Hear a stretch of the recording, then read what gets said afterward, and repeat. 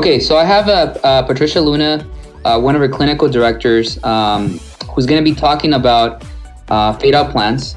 And, Patty and I were able to get together to create this fade out plan presentation for the team so we can be able to, provide some direction with regards to fade out plans. Patty, can you introduce yourself really quick to the team? Yeah, I'm Patricia Luna, and I'm the clinical director for the Ventura County region. We've been pretty successful with our fade out plans with our insurance, Eakin. So we'll be talking and walking the rest of the team through how to write out fade out plans. Excellent. So for sure, Patty, one of the biggest problems that I see sometimes in the field of behavior analysis, specifically the services we provide, is that sometimes parents have a hard time with services being discontinued or the graduation component, right? I think that's something that you experience as well in your career and also working at ICANN. There's some families that like our services so much that they want to see more and more of it. And at some point, you're kind of like, okay, so I think that it's time to graduate your child. They met their objectives. Have you experienced the same thing? Yeah, exactly. And I think anytime that you're having fun and then that's going to come to an end, it's a little bit scary. So in this presentation, we are going to go through kind of some FAQs or troubleshooting and giving tips to the clinical team on what to do if you do encounter these situations where we're ready to fade. The client has made a lot of progress and they no longer need our service. We will talk about kind of proactively, even, from day one when you start the FBA process, what you can be doing to help prepare families so that they are also looking forward to graduation and they don't see it as a bad thing or as a scary thing that we're no longer going to be there. Phenomenal. That's great information. So I guess the first question that's here that I would like to pose, and I think is really important to for sure, like you said, set the tone from day one, is why are fade out plans important, right? And I'm not sure if you can review that for us in the different parts that we're going to talk about in this presentation. Yeah, so this is kind of our four main areas of focus, and we're going to break them down throughout the PowerPoint. But the most important is to remember that service is time limited. So again, when we're going into homes, it's because we really want to control or learn to manage the client's problem behavior and teach parents how to do that, as well as help the client build some skills, the parents gain some knowledge. So when those initial objectives are met, we want to start talking about fading ourselves out. Secondly, assisting with closing the developmental gap.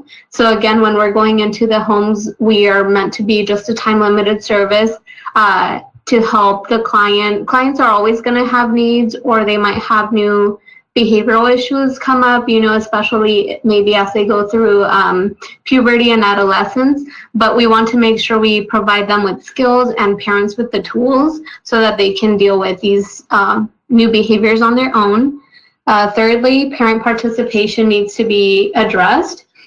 So here in Ventura County, when we are talking about fading out, we are focusing more on just those key behaviors that the client needs to work on still, and also making sure that parent participation is increased so that parents are providing a lot of opportunities to target any of the skills that they feel they still need our help and support with.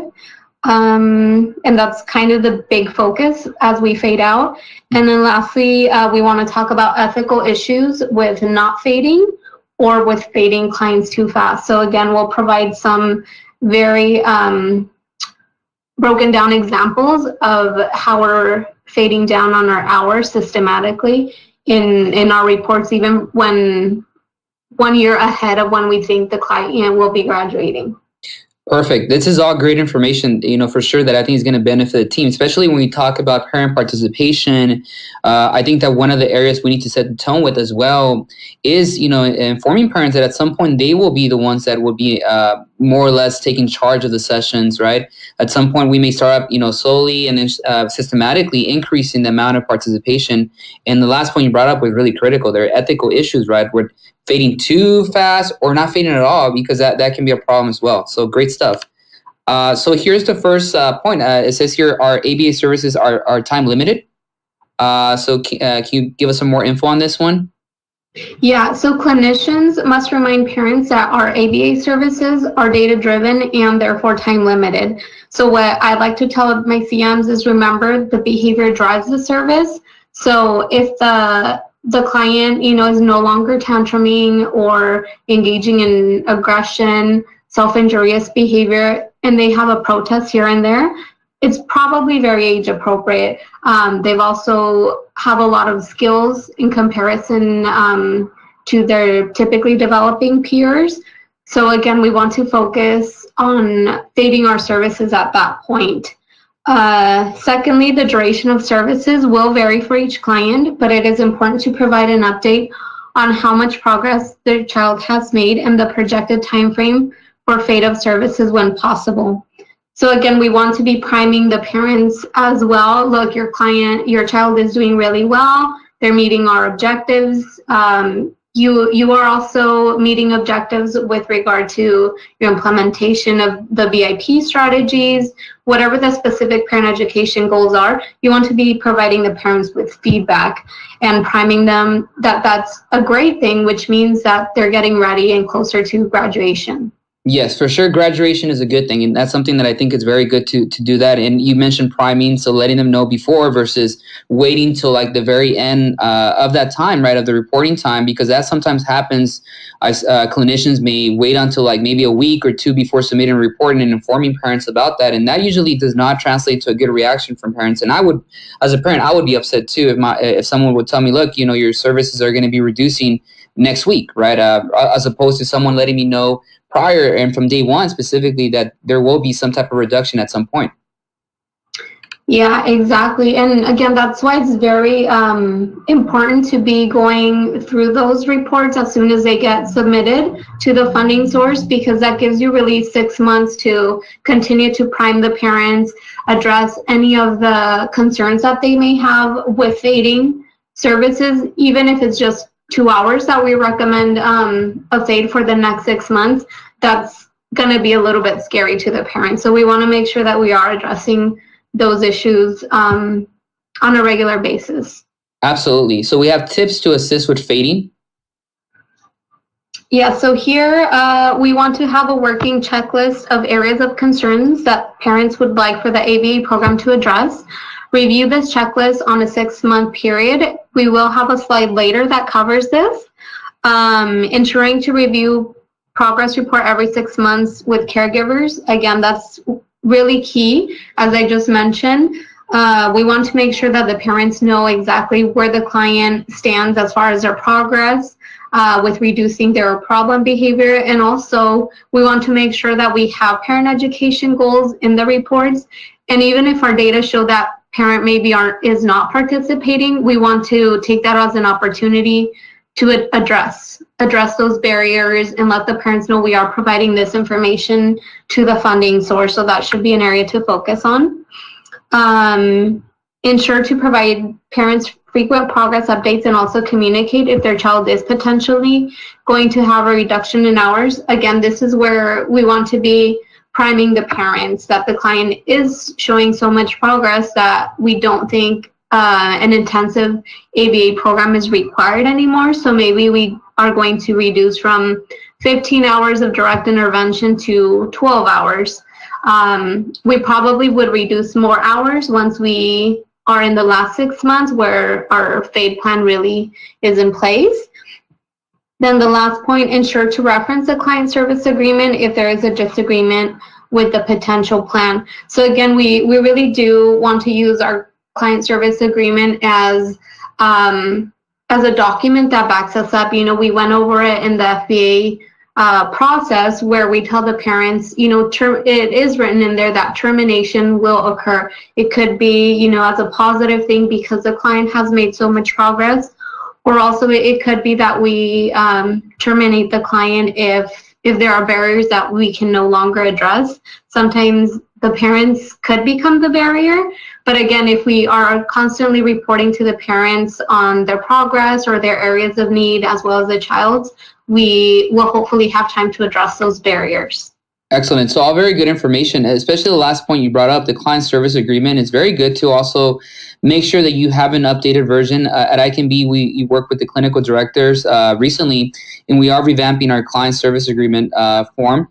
And I think the form is going to be way more descriptive. It's going to provide a bit more of a breakdown of how our services work. And especially this last step here is going to have a bit more information for the parents to know from day one that this will happen. Okay. Yes. So some additional tips are to ensure that to provide parents with other types of services or programs that can help their child continue to grow in other aspects. Here we have a great resource that Dr. D provided.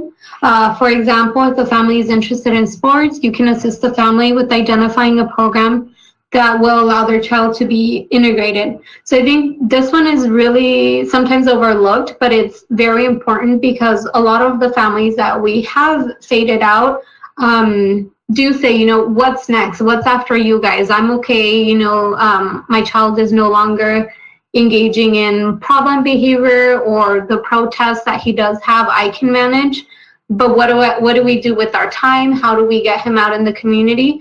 So this is really important, a great resource here that you can reference, but also helping the parents maybe navigate through the internet as part of one of their parent education goals, just to let them know that there are resources out there maybe to help with building social skills or integrating their child into the community by playing a sport. That's very good. And now you brought up the whole aspect of sports. Obviously, at ICANN, we run our soccer camps. We run, spring, winter camps, even summer camps. These camps allow us to also, as clinicians, assess maybe some preferences kids may have, right? Like maybe art, they may be into art, maybe music, dancing, if they like sports. So, I think clinically, we are also in a position to be able to make some suggestions to parents and guide them through some of these different resources. Yeah, exactly. So we're in B. The second thing to look at is closing the developmental gap, which is really critical to be considering as clinicians, right? Yeah, so clinicians must ensure that they use the proper skill assessment tools to evaluate each client. Again, this really helps us provide proof or kind of a permanent product and a visual for both the funding source and the parents when they're seeing, if we use the Vineland or the VV-MAP assessment, they're seeing those grids become more colorful, and that really speaks to the progress that the child has made and the skills that they have gained. The second point, the skill assessment will provide the clinician with objective measures for the client. It will also allow the clinician to inform parents of where their child stands in regard to skill level for children not diagnosed with autism or other disabilities. And then lastly, a very good tool to use for this purpose is the Vineland. The Vineland can be used during the initial assessment and every 12 months thereafter, providing the results to the parents so that they are aware of their child's current skill level. And again, this is where when we talk about FADE plans with some of our families here in Ventura County, we're saying, look, the grids are filled, we're having a difficult time identifying what skills to work on. So that's a really good thing because it tells us that your child is ready to graduate. They're ready to begin the fade out plan. This is also a good opportunity to talk to parents and really ask them, do you see that they also have these skills outside of session? And if they, if they say no, then we work on it as a parent education goal because clearly our data show that they've demonstrated the skill with us. So it's just a matter of generalizing across people or making sure that the parents sometimes are even creating those opportunities for them. Excellent. Yeah, and you mentioned the violin, skill assessment, and that's one that's utilized in a lot of the different funding sources as a requirement. Now, that can be for sure. We provide options of utilizing AFOs, ABLES, the VVMAP in different areas, and I actually encourage our clinicians to use different skill assessments. Now, the violin helps a lot to be able to make a comparison in regards to where the child is in regards to the age equivalence of their skill level for the different domains. So, I think that's a great tool for sure when we're conducting those comparisons for developmental purposes. The next section is parent participation. Yeah, so clinicians need to work on setting the tone with parent participation from day one. This is something that we can't emphasize enough. Parents need to be informed and also provided with the appropriate support to learn how to manage their child's problem behaviors, teach skills, and also provide a healthy routine or environment for their child. Yes, and this is for sure, Patty. I think one of the most challenging things to do, right, as clinicians. I've had in the past parents that just totally were not interested at all in our services. In regards to participating, they literally saw our services more as a kind of a babysitting program, or they were not sure about what it is that their role was in parent participation because they saw us specifically working only with the client or their child. So I think in general, right, with regards to letting them know that maybe at the beginning stages of the services, they might not be totally 100% involved, but also there might be situations where you could already find certain times things that you have parents help you out with during the session, right? I mean, that's something that I've noticed in the past. Yes, exactly. And I think that it is really easy for the clinical team to kind of allow parents to not participate from day one, because in those first few weeks of service, we're focusing on, building rapport with the client, maybe continuing to collect some baseline for some of the behaviors that maybe we didn't see or weren't captured during the FBA process. We're also really focused on having the CM, make sure that the BT knows their role, that their data is reliable. So it does make it really easy for parents just kind of to fade into the background. But like Dr. D was saying, parent education is very important, and we are going to go through a systematic breakdown of parent involvement so that we can have parents slowly begin to participate a little bit more in the next few slides. Excellent. So now that you mentioned the sample of parent involvement, there's actually a really good sample here that we have. This is a child that has a PECS program, exhibits crying, bring this up again, falling to the floor during mealtime, and shows skill deficit with dressing. So can you let us know how you would manage a situation like this, and more or less how would you get parents involved with the case like this?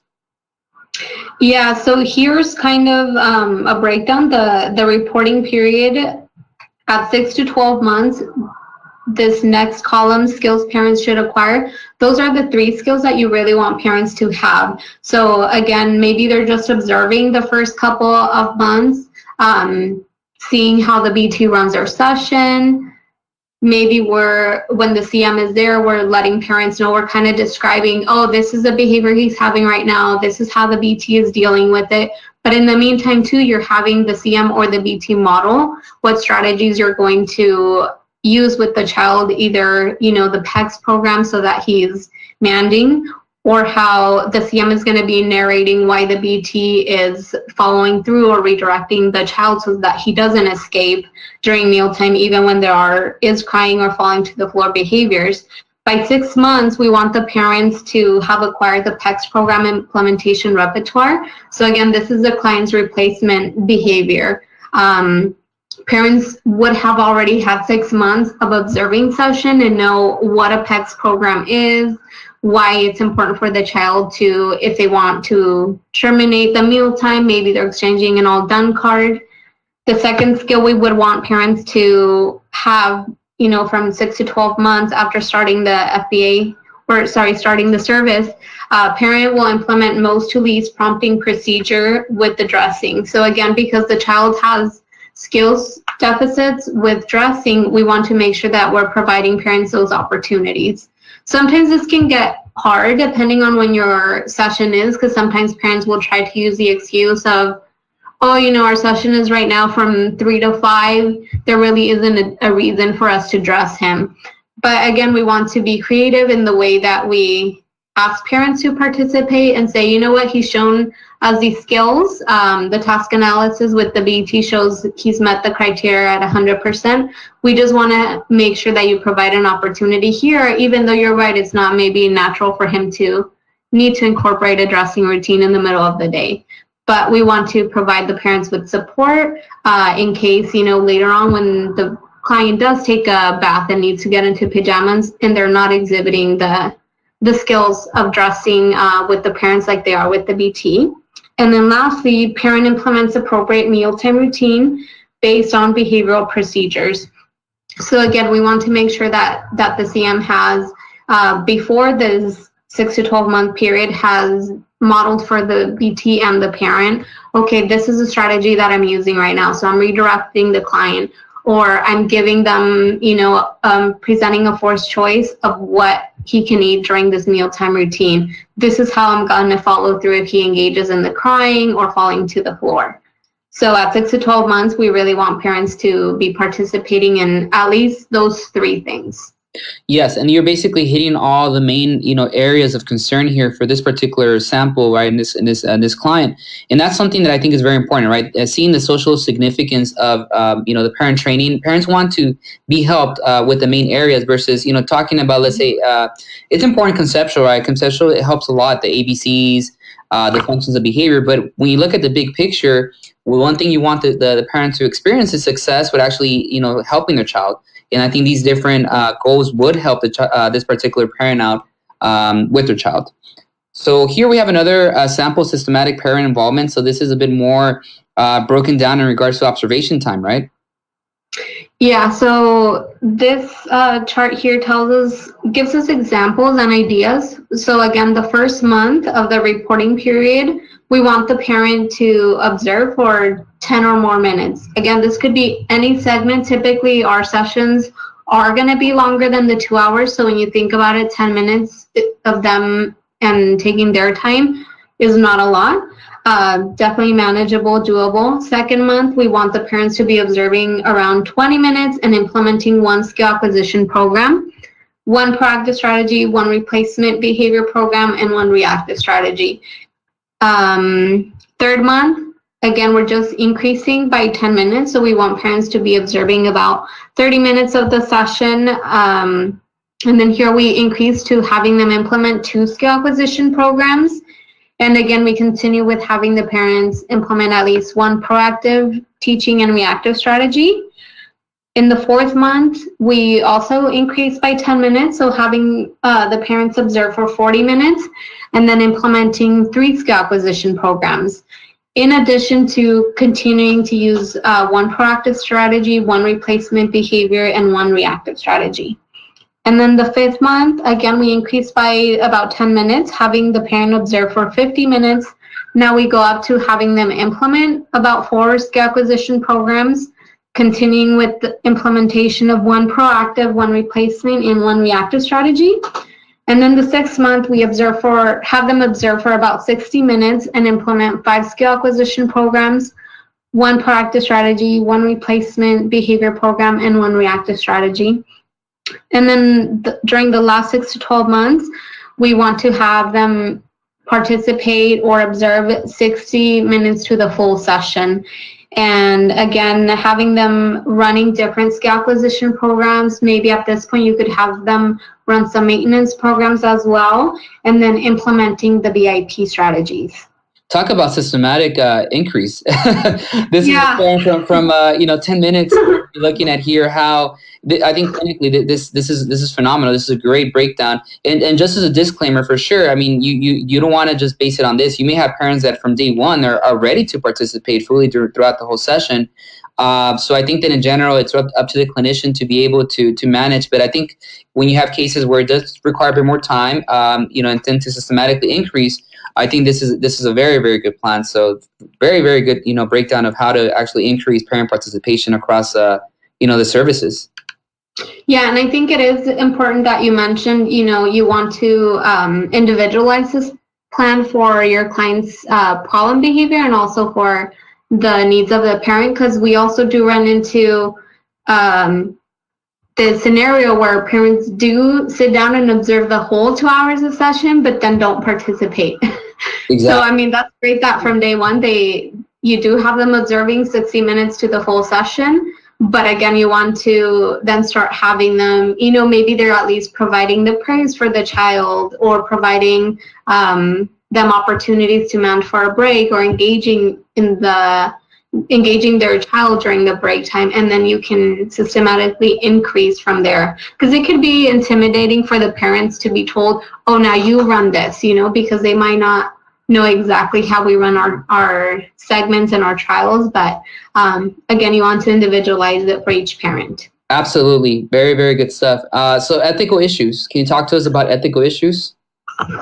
Yeah, so I think here we could have ethical concerns can arise if the client is faded from services either too quickly, or not faded, or if continuation of service occurs despite the client showing indicators of no longer needing the intensive ABA support.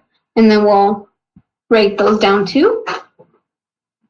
So one of the issues, not fading services, as clinicians, we need to have a clear direction and objective measures from the first month of services. So not having a clear idea or direction can be detrimental to the progress of the client, while also being unethical in the sense of not addressing the main areas of concern for our clients.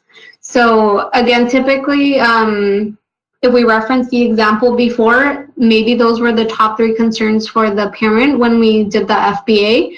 They said we want him to communicate. So now we have our PECS program. We want him to not engage in the problem behavior during our mealtime routine. And then the third one, we want him to be more independent. So that's where we address the skill deficits with dressing. So again, you want to have a clear direction from day one in order to know when we should fade our service. The second point could be funding sources do make it a requirement to have a clear fade out plan. Again, we don't want to abruptly terminate services because the parents will not be happy with that, and not fading services due to a dual relationship with families is also considered unethical. So again, the last point here is really important, because the longer you're with a client, especially if you have the same BT from day one and now they've been with ICANN for 2 to 3 years, inevitably it could get into that dual relationship, just because the family is so attached now to the BT. They've never had a change in therapist. So we want to really avoid having and building those dual relationships, because we don't want that to be the reason that we're not fading the client, that we feel bad when the family is so willing to keep sessions and participate. And if really, frankly, there is no need for us to be there, we don't want that to come in between our clinical judgment, just because that family is great to work with. Absolutely. I've definitely experienced, like all these different situations, especially the last one where you mentioned about the whole aspect of that relationship with a family. It can be very difficult for a clinician, for sure, to have that objective, making that objective decision. But that's where the BCBA, supervisor, the clinical director is able to be able to assist in that process. So I think for sure, it's very important to always be objective when you're talking about fade out plans and in general provider services. So we have number 2 here, fading services too fast, because that can also be a problem, right, Patty? Yes, I did want to go back, to the previous slide. The second point I wanted to emphasize too, that not having a clear fade out plan for clients could also lead to the fundings or questioning the clinical practice of the organization. Mm-hmm. So again, they might ask, why are you going from 10 hours, for 6 months, and then next month when the authorization is up, you have 0. How are you providing support with the family, fading down on the hours? So that's why not fading services with a clear fade out plan would be a problem. I wanted to make sure that we did capture that as well. That's very good emphasis right there on that situation, because that can occur. And I think that's where, I think as clinicians, we are learning, right? It's a process that, it's a learning process for all of us. And it's very important. That's why we are making this information available for the team, because, we have a lot of clinicians who are writing their first fade out plan. And I think in general, referencing something like this will for sure help them out. So I was going on to the second point about fading services too fast.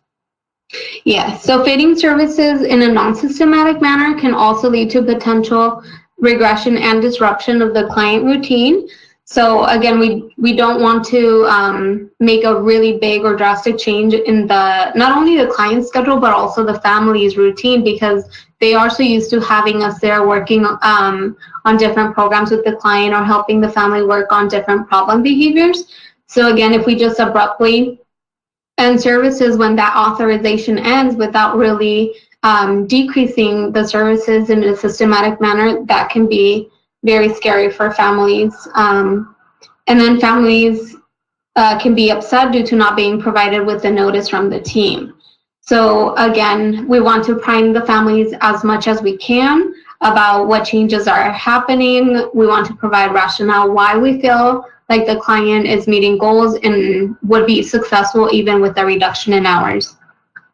Here, the last point is an example of an excessively fast fade-out plan. So again, we don't want to go from 15 hours of direct intervention to 5 hours.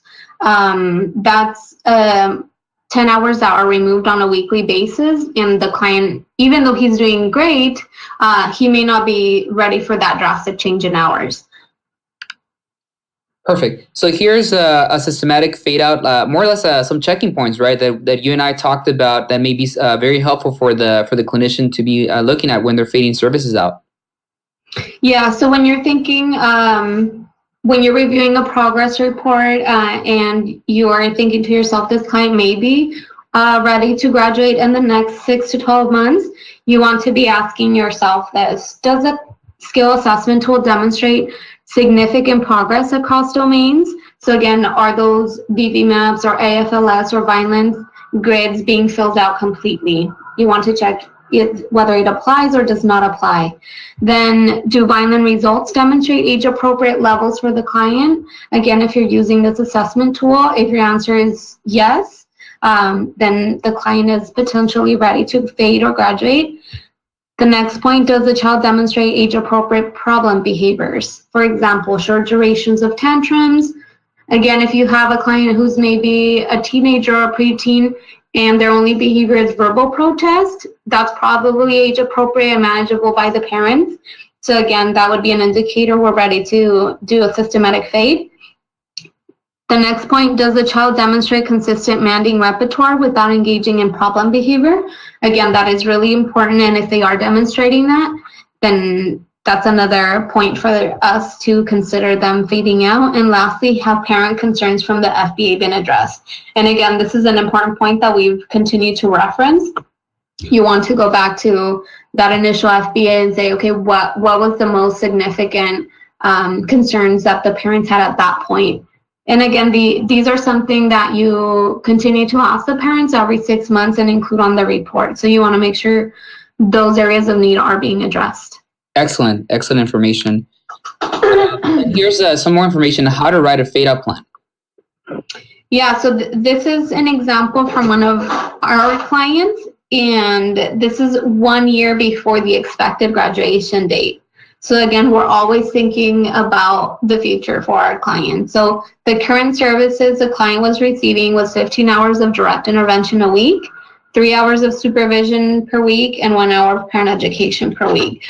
So when we wrote out this report, it was a year in advance that we were telling the parents, I think if the client continues with low levels of problem behavior, you continue doing your part with your parent education goals, and he continues to meet our objectives, we do see him graduating from our service in 1 year. So the recommended reduction in hours for this reporting period was going down by 3 hours a week, so a reduction to 12 hours a week of direct intervention.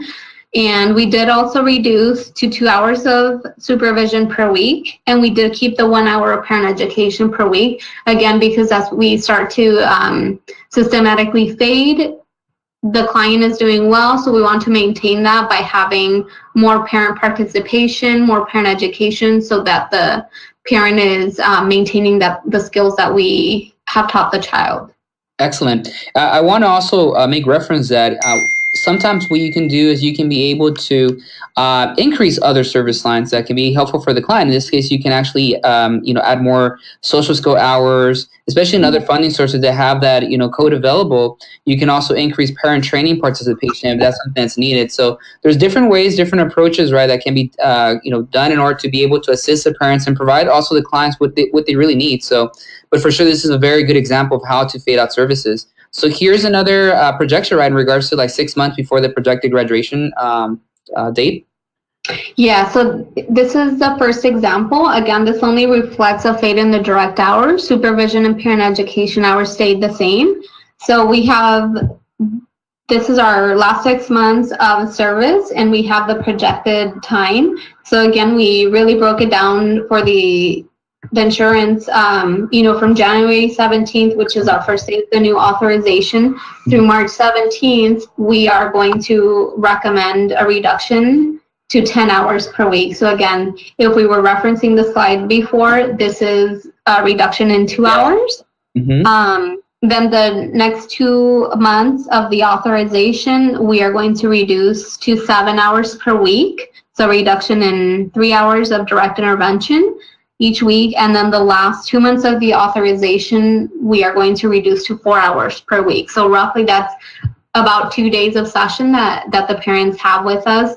And again, we're really focusing on those parent education goals or generalization, maybe across settings, really working on community outings at that point. Wonderful. This is all very good. This is extremely helpful here. And I think it's going to give people some sense of direction, right, when this happens. And so here's another sample, right, you have for us.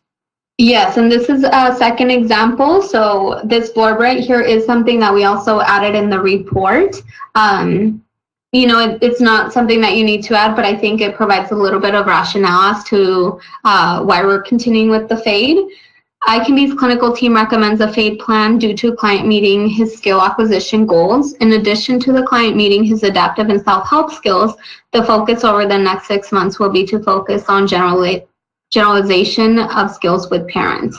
So again, these are the last 6 months, of the our services, and it breaks down again in 2 month increments when we're gonna reduce an hour. So again, if the previous reporting period we had reduced from 15 to 12 hours just for 6 months, now the client continues doing well, and we recommended to reduce to 10 hours for the first 2 months of the authorization, then a decrease to 6 hours per week the months 3 to 4 of the authorization, and then the last 2 months of the authorization, again, we're only seeing the client for 4 hours per week. And we stated there what the last day of service would be. Great. That's very helpful there. So I think it for sure helps the team to see a bit more of a sense, right, how we can be able to reduce these hours systematically. Great. So there's some information about a final report, right? Yeah, so for this may vary depending on the funding source, but for us here in VC, we are using the same format as all previous reports. We are just including the fade out plan with the specific dates and hours, like the 2 previous slides that you saw. And we do like to include also a special note. We will be providing you guys, when we mail out this PowerPoint, we will provide you with a report sample, so you can reference that. But the special note is something like in the previous slide, what we said, the client is meeting the goals, parent participation is at 100%. Therefore, we want to continue with this fade plan. Awesome. That's very helpful for sure. So like Patty said, right, we will send a sample so people can, our staff can see, different a sample, right, of how to write a final report for services. Here is, what if parents are nervous about graduation? So how can we approach this, Patty? Yeah, so I think the most important thing is to ask them why. And I would even encourage you to schedule a team meeting with the CD or the BCBA present just for reassurance. So again, ensure that if the parents are primed from day one, parent participation is important. You are the person who will be here for the rest of your child's life. We are only here for a time limited amount of time. So we want to make sure really that we're hearing the parents out too, again, because some of these concerns that the parents have are things that we could target through parent education. You know, they feel like they might not be able to manage the behavior when the ABA team is not there. But again, if you are addressing that through parent education and through having parents observe and participate and implement the BIP strategies, then that will likely address that concern for parents. Reassuring them that the last 6 months will serve to focus on parent education and addressing anything they may be feeling nervous about. Again, that's kind of just what I talked about, that you do want to have more of a focus as you fade down on hours on the things that are still difficult for the parents to manage and to address. Or maybe they have the skills at home, but they haven't been in the community with their clients. So you want to make sure you're encouraging those community outings during the fade out process. Next, show them the data. So you want to always reference the data too of the client's progress, those graphs with then skill acquisition rate that is increasing. They look great. Parents may not really be familiar with graphs and what they mean, but if we show them, you know, as long as it's going up, that is a good thing. And it would be the same for the skill acquisition for the client and also for those parent education goals. So again, we want to really focus on parent education during the last year, or specifically the last 6 months of the service. Get them and the child excited about graduation day. So again, you also, it's the way that you present it. If you tell the parents, okay, we're only recommending 6 more months of service and then we're done, they're not going to be as excited as if you present it with, okay, we have 6 months of service. We really want to support you in whatever you're feeling nervous about. The client is doing great. You know, these are the things that we should focus on: community outings, integration, you know, encouraging them to come to our social skills program. And then making it seem like a good thing that the client will be graduating and not that we're just terminating services or not renewing the service. Absolutely. Remind them that they can always go back to the funding source if anything does come up in the future, and that another assessment can be done. So I think that is really important to remind parents, because they do feel like, oh, well, what if something happens when, you know, maybe not the week after that we're done with services, but they go through puberty and maybe there's some challenges there. So we always do tell them, you know, just feel free to go back to your funding source, talk to them. They can have us come out and do an assessment. And if there is a need there, maybe, you know, the behavior is different, or maybe the needs change for the client. If it warrants it, we can always come back into their home. And lastly, use parent education for assisting parents on how to look for other community resources. Again, this is something we had mentioned in a previous slide. Social skills are very important for parents. Additional resources maybe for them, so parent support groups that might be out there as well, that will really support the parents and encourage them to go out in the community and really take an active role in their community. Maybe it's, again, by integrating their child into some kind of sports program, or somewhere where they can feel their child is safe and not going to be judged. So we really want to help the parents finding those resources as well. Great stuff. So we have some graduation frequently asked questions. Yeah, so again, this is just how we've been doing it in VC. You can feel free to adjust it to your office. When to schedule a graduation. So you can incorporate it within a monthly generalization session at the office. So you can schedule it close to the last day of service for the client. Again, it's close to the last day of their authorization.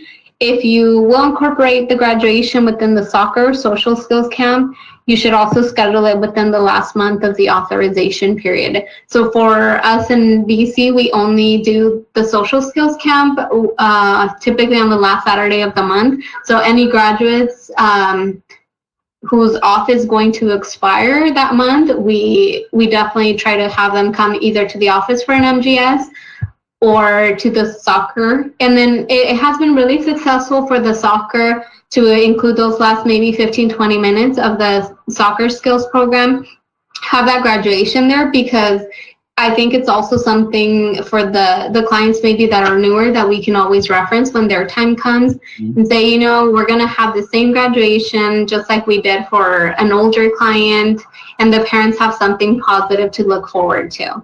Excellent. How to prepare for graduation. So this is about our timeline. 1 week before, you can have your office manager print the I Can Be graduation certificate. We do have our office manager roll up a paper and tie a ribbon so that the graduate gets an opportunity to practice receiving their diploma and handshaking with the members of the team. Asking the office manager for a soccer shirt, if we have them in the graduate size, to be handed out on graduation day. Again, sometimes the shirts aren't always available, but you can ask the LA office, ask Dr. D to order some. Asking the office manager to have a canvas and paint ready for graduation day. So this is something new that I think Dr. D thought of recently, and we do have, I think later on in one of the slides, pictures. We've had 5 or 6 graduates in the last year at I Can Be, so we're beginning to get their handprint on a canvas, and that will serve as a permanent product, you know, to have us reference without really having any identifying information for the client, but it's going to be really a neat thing to have in each office. And then lastly, this again can depend on your office, but we want to make sure that it's something very simple and that it's kind of streamlined for everybody. So asking the office manager to purchase the small water bottles and maybe cupcakes for graduation day. Again, we don't want to have a big feast and cake because we want to have a still that professional relationship with the family up until their last day of services. Great stuff. And then how to set up a graduation. Again, you can set it up as an MGS at your local office for all the clients who are graduating within that same month, or it can be incorporated into the social skills camp. If you do set up the MGS, you would set it up as you normally would. Prepare the office with board games, which could be age appropriate for all of the graduates, or you can run it within your social skills camp activities. And again, we're just taking up the last 15 minutes of either of those sessions or camps to say a few words for the client that's graduating, thank them, thank the parents for their participation.